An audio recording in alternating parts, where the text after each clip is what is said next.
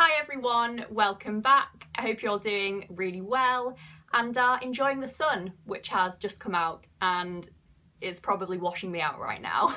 So today I'm going to be doing an Easter recent reads video for you, and I'm going to just tell you about all the books I managed to read over my Easter holidays.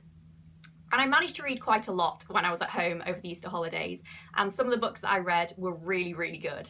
So I'm excited to talk to you about them.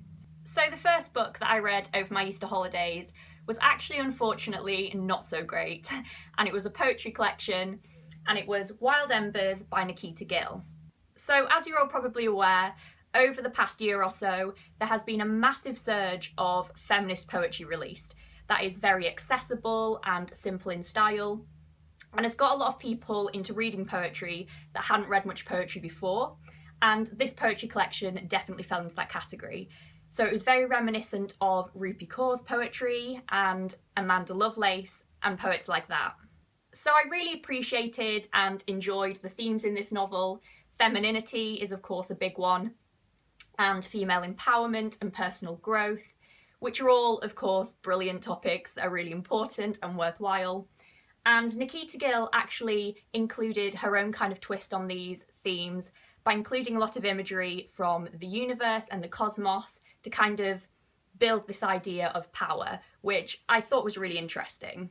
I'm sorry if the camera angle has just shifted a little bit. My boyfriend just decided to call me while I was filming, which was very annoying timing, Cameron.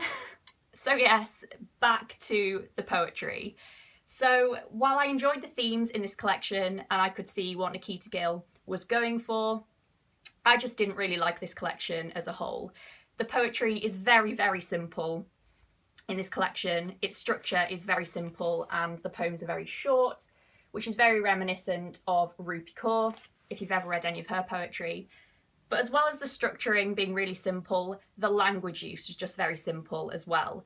The poems were just very plainly written and the messages were just very surface level. And because of that, I just felt like I didn't get much out of the poems at all. I really want poetry that has many different layers of meanings and plays around with language, and something that just really lets me get my teeth into it. And I just didn't find this poetry collection that satisfying at all. Honestly, I was just pretty bored while I was reading this poetry collection. If you like Rupi Kaur and you want some poetry that is similar to hers in its themes, and is also very simple and easy to devour and understand, then maybe this poetry collection would be for you. But honestly, I didn't even think that Nikita Gill executed this as well as Rupi Kaur did anyway. So while I kind of liked aspects of this, I don't really rate it as a collection at all. And ultimately, I gave this one a 2 out of 5 stars. Next, I read a literary fiction novel, and that was Everything I Never Told You by Celeste Ng. So this novel takes place in the 1970s in a small town in Ohio, and it focuses in on a Chinese-American family who, at the beginning of the novel, Lydia, who is a daughter in the family and is in her teenage years, is found dead in a nearby lake. So throughout this novel, we're basically just trying to figure out what happened to Lydia, while also looking at this family and the family dynamics within the family, and basically just working out why this family is in the situation that it is. So I went out and bought this novel as soon as I read Celeste Ng's other novel, Little Fires Everywhere, which I absolutely loved. And this novel was just as good, I thought, and it excelled in all of the areas that Little Fires Everywhere did. So while there is the thriller element of this novel, and we are trying to figure out what happened to Lydia and how she ended up dead, this novel much more focuses on Lydia's family and the family relationships, and how all of the different individual relationships within the family build up this bigger family picture. This novel definitely focuses on cultural identity as a huge part of the novel, and how this affects lots of the individual family members, especially the parents, but also how this affects their family life as a whole. And I really appreciated that aspect. I thought it was very interesting and very well portrayed. Honestly, I thought this was a brilliant novel. I'm such a fan of Celeste Ng now, and I will definitely be reading more of her work if she brings out more novels in the future. She's just really good at writing really exciting and fun and insightful literary fiction, and so I couldn't recommend this more highly, and I gave this one a 4.5 stars. Next, I read a novel that I was very kindly sent by the publishers after I requested it and mentioned it in my most anticipated releases of 2018 video, and that was Girls Burn Brighter by Shobha Rao. I absolutely loved the idea behind this novel and the setting of this novel. It focuses on two girls who are best friends who come from a very small town in India, and it basically just follows these girls as lots of different things happen to them in their lives and ultimately they get separated, but they always try and find a way back to each other. I always love reading about different cultures in novels and different ways of lives in different communities, and this novel definitely gave me that. The parts of the novel that were set in the small town that the two girls come from at the beginning of the novel were definitely some of my favourite parts of the novel. I found it to be so atmospheric and rich, and it was brilliantly detailed, and I was completely hooked in those parts. Unfortunately, as the novel went on, I did find myself losing interest in the novel a bit. As the girls got separated and went to different parts of the world, I just didn't find myself as interested in their storylines, and I definitely had to suspend my disbelief at times, which was a shame. So I definitely found the first half of the novel way stronger than the second half of the novel. But ultimately, I really did enjoy this novel. I loved the messages that it had about love and friendship, and I loved the ways that the girls were so dedicated to each other and were so strong-willed through everything that they went through, and still just had this burning desire to be back together. And I thought that was amazing, and I was really rooting for them. And so overall, I did enjoy this novel, and I definitely recommend it if you're interested in it, or if you're interested in reading about small towns in India. And overall, I gave this one a 3.5 out of 5 stars. The next book that I read while I was at home was a memoir, and it was absolutely remarkable, and that was The Glass Castle by Jeanette Walls. So in this book, Jeanette Walls tells us about her childhood, as she was brought up in a very impoverished family in America. And I've heard that up until she wrote this book, Jeanette Walls hadn't actually spoken about her upbringing and where she came from at all.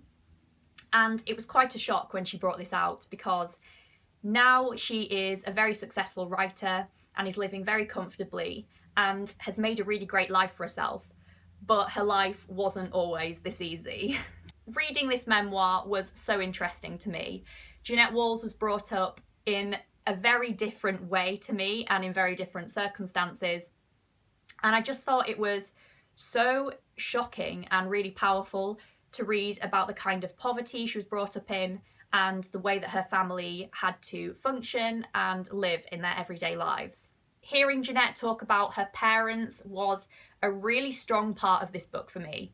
Her parents didn't always bring her up in the best way, and they struggled with alcoholism and different problems, which often led them to be quite selfish, even when the kids didn't have money for new clothes or were going hungry. But the way Jeanette Walls talks about them is just so admirable. So she really focuses on all the positive things that her parents taught her. They were very intelligent people and definitely taught her a lot. Her and her siblings were actually incredibly intelligent when they were at school and were always excelling compared to other kids in the class. And Jeanette Walls just really talks about her parents with such kindness and tenderness. And while she acknowledges that some of the things they did weren't necessarily good, she really just focuses on the positives, and you could really feel that she has massive love for her parents in this book. So this is just a brilliant memoir, and I can't recommend it more highly. It was so interesting and shocking at times and really insightful, but also really inspiring, seeing the way that Jeanette and her siblings decided to move to New York and go against all the odds and make a life for themselves was really brilliant and lovely to read about. And so I would say if you're wanting to read more memoirs, then this is a really, really good one, and I would highly recommend starting here. And I ultimately gave this one a 4.5 out of 5 stars. Next, I read another poetry collection, which I thankfully liked a lot more than the first poetry collection I read over my Easter holidays. And that one is Stranger Baby by Emily Berry. I picked this one up after I'd heard a lot of brilliant things about Emily Berry, both on BookTube and off BookTube. And so I decided to give her a go myself, even though her other poetry collection Dear Boy, I believe it's called, is the more popular one of the two. I picked this one up and I'm really glad that I did. One of the main themes in this collection is that of grief and childhood loss, because as we find out in the collection, Emily Berry's mother died when Emily was only 13. And so often in the poems, Emily Berry's thoughts go back to her mother and this kind of pain she felt when she was a child and the pain that she still feels today. There was a lot of water imagery in this collection, which I really enjoyed and I thought was utilised really well. So there was a lot of imagery of the sea and oceans and tears, and this really gave a sense of movement in the collection. So while you were reading the poems, you got this sense of fluidity in the imagery that I thought was really satisfying, and I really thought it mirrored the mourning that Emily Berry was feeling, but also the exhilaration that she felt at times as well. I do have to say though, that while I love this poetry collection as a whole, there was the odd individual poem that I felt totally went over my head. I felt like at times Emily Berry was trying to say something or present something that I just wasn't quite getting, and I did have to reread some of these poems many times and still didn't fully quite connect with them. But overall, I really did enjoy this collection. I think it had a really strong feel to the collection as a whole, and I really enjoyed my reading experience of it. In the beginning of this book, there is actually a quote that says, "This collection is a meditation on a want that can never be answered." And I think that basically sums this up perfectly. And overall, I gave this one a 4 out of 5 stars. And the final book that I read over my Easter holidays was another literary fiction novel, and that was A Girl is a Half-Formed Thing by Emma McBride. And this novel was amazingly good, like breathtakingly good. This novel follows the story of a young girl who's brought up in the 1980s, and she has a brother who is a couple of years older than her, who is born with a brain tumour, and her brother are brought up by their mother, who is not very well and doesn't treat them very well at all while they're being brought up. So we see this girl as she struggles with the relationship with her brother and trying to look out for him and look after him. And we also see her as she struggles with some other personal, really horrible things that happen to her while she's younger. And we see her grow up into a young woman, into her 20s, and see how all of these things that happened when she was younger affect her. I do want to say that this novel is extremely dark. So there are trigger warnings that come along with this book of rape and sexual assault of a child, and self-harm and suicide as well. So I definitely would bear all that in mind if you are considering reading this book, because it is very difficult to read. That being said, I absolutely loved this novel. I thought it was amazing. So as is typical of Emma McBride, this novel wasn't written in a traditional grammatical style.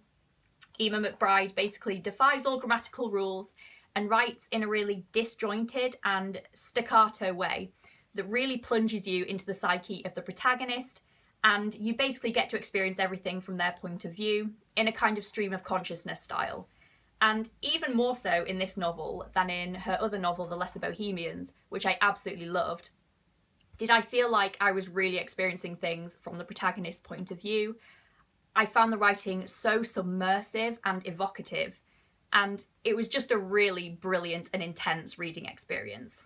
This novel was dark but utterly convincing, and I just found it to be so amazingly powerful.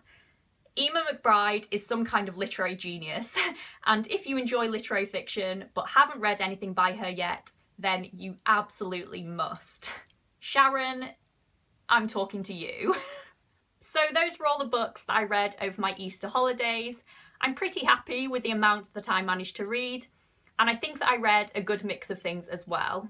If you've read any of these books that I mentioned today, then please let me know what you thought about them down below. Whether we agreed or whether we disagreed, I'm always interested to hear. And also just let me know if there's anything you've read recently that you particularly enjoyed, whether you had an Easter break or not. So that's all for today. Thank you so much for watching, as always. It really does mean a lot to me, and I'll see you next week with my next video. Bye.